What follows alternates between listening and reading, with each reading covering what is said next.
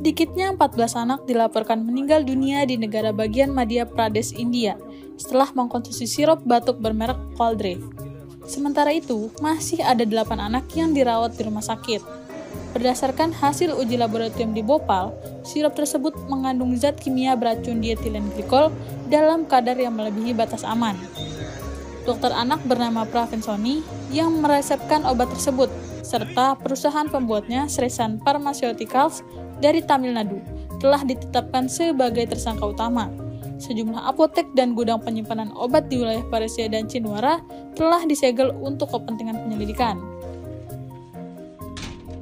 14 मौतों की हमको रिपोर्ट हुई है, जिनको हमारे यहाँ से स्वच्छंद राशि स्वीकृत हो चुकी है और उनके अकाउंट्स में ही पैसा पहुंच गया है। 8 बच्चे अभी नागपुर हॉस्पिटल में भर्ती हैं छिंदवाड़ा के, और उनके लिए हम लोग सतत निगरानी के लिए टीम भी गठित कर दी गई प्रशासनिक स्तर पे।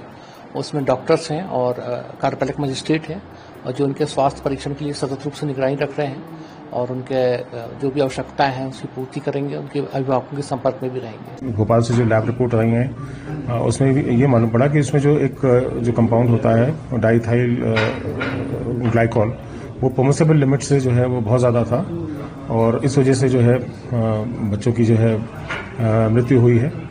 और रिपोर्ट प्राप्त होने के बाद बीएमओ की रिपोर्ट पे से एक मुकदमा कायम किया गया है थाना परासिया में, जो कि धारा 105 बीएनएस, 276 बीएनएस और 27A drug and cosmetic act के तहत जो पंजीबद्ध किया गया है। और फर्दर उसमें जो एक डॉक्टर है, डॉक्टर प्रवीण सोनी, क्योंकि उनके द्वारा मैक्सिमम बच्चों का जो इसमें इलाज किया गया था, और उनके द्वारा जो ड्रग है, जो प्रतिबंधित जो ड्रग है कोल्ड्रेव, इसको जो प्रिस्क्राइब किया गया था, तो उनके प्रिस्क्रिप्शन के आधार पर जो ट्रीटमेंट उन्होंने जो दिया है बच्चे के, उस आधार पर उनको भी इसमें आरोपी बनाया गया है। और इसके अतिरिक्त जो मैन्युफैक्चरिंग कंपनी है तमिलनाडु की श्रेसान फार्मास्यूटिकल्स, उनको भी जो इसमें जो है मुख्य रूप से आरोपी बनाया गया है। मेरे बच्चे को 16 अगस्त को नॉर्मल बुखार आया था, तो हमने 17 तारीख को प्रवीण सोनी क्लिनिक परासिया लेके आए थे।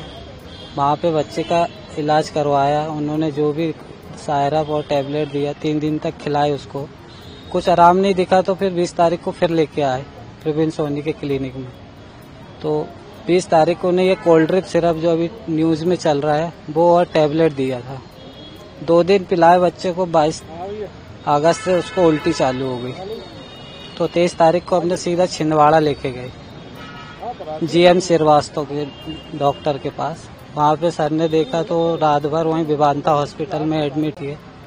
24 तारीख को बच्चे की यूरिन आना बंद हो गई, तो उन्होंने सीधा नागपुर रेफर कर दिए। वहाँ कलर्स हॉस्पिटल में रेफर कर दिए, वहाँ 24 तारीख को वहाँ एडमिट किए बच्चे को, और 24 तारीख से लेके 1 सितंबर तक बच्चे का इलाज चला। इस बीच उसकी 6-7 डायलिसिस भी हुई, और 1 तारीख को शाम को बच्चे ने दम तोड़ दिया था।